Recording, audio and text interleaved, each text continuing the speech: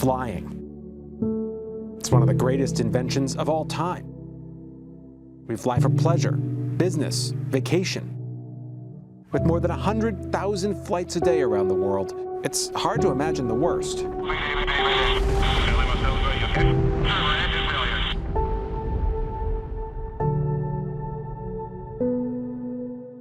Driver's ready. Ditching, ditching, ditching.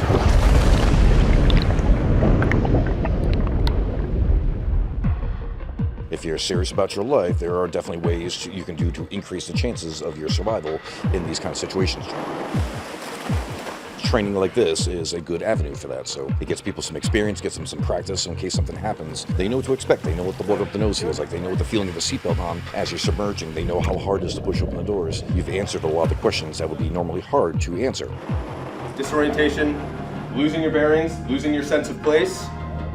It's dark in there, there's not a light for him to work with. There's not any air, right? Water, additionally, is going to refract any light that you do have available. You'll start to lose wavelengths of color. One of the first colors you lose underwater is red. Are any of your exit handles red in your aircraft? Like all the emergency exits. This is pretty realistic, and it's not only for aircraft. It could be an enclosed boat, it could be in a car that went off a bridge or a little canal or something like that into the water. So it's any conveyance that you could have some kind of entrapment, some kind of entanglement issues, restraint issues and all that, and all this training kind of comes into place. As that cabin fills up with water, it's going to be moving pretty fast. All right, so we're going to simulate having that raft inflated against the side of the aircraft, and then we're going to get into it. Is everybody ready?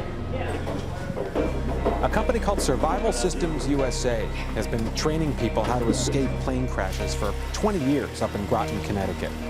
But since that tourism helicopter splashed down in the East River back in March, they've had an uptick in bookings.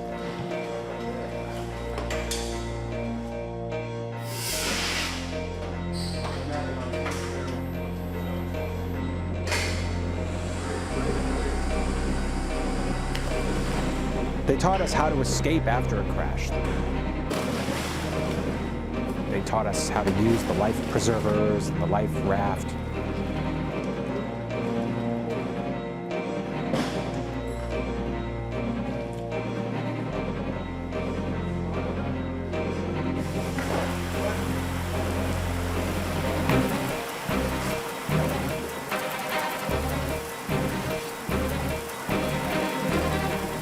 Pouring rain, I know that might seem like kind of a dubious task, but we want to get it as dry as possible. It's going to protect us from hypothermia.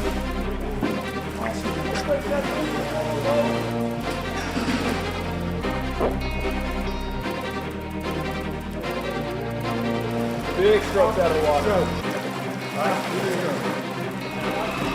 clear.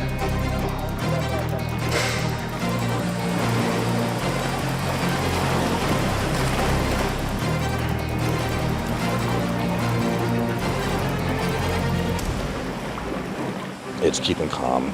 We're trying to realize that there are emotions that may be beyond your control, but at the same time, there are things that you can control, and that's yourself. So trying to realize about the events, get some insight into it, try to figure out some of the issues, and that way you're better prepared. In case something does happen, you can hopefully keep the panic at bay, keep yourself as calm as possible, and think your way out of the situation.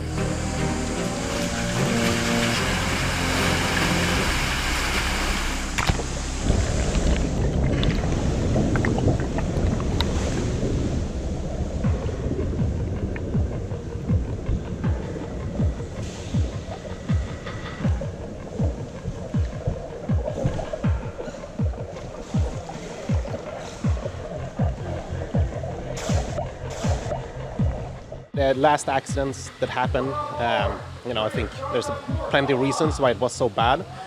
Primarily, I think it was because the people strapped in, they couldn't get out of the harnesses. But if things go wrong, it's better to be prepared than not be prepared. They taught us how to climb into a rescue basket when it's dropped from a helicopter up above. But before you can be rescued, you have to survive the crash. And that's the biggest part of this training.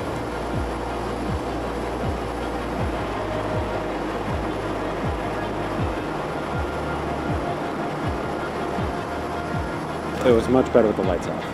But it's a lot more dangerous with the lights off because obviously you can't see anything and rescuers can't see you, and that's kind of the situation they were in the East River.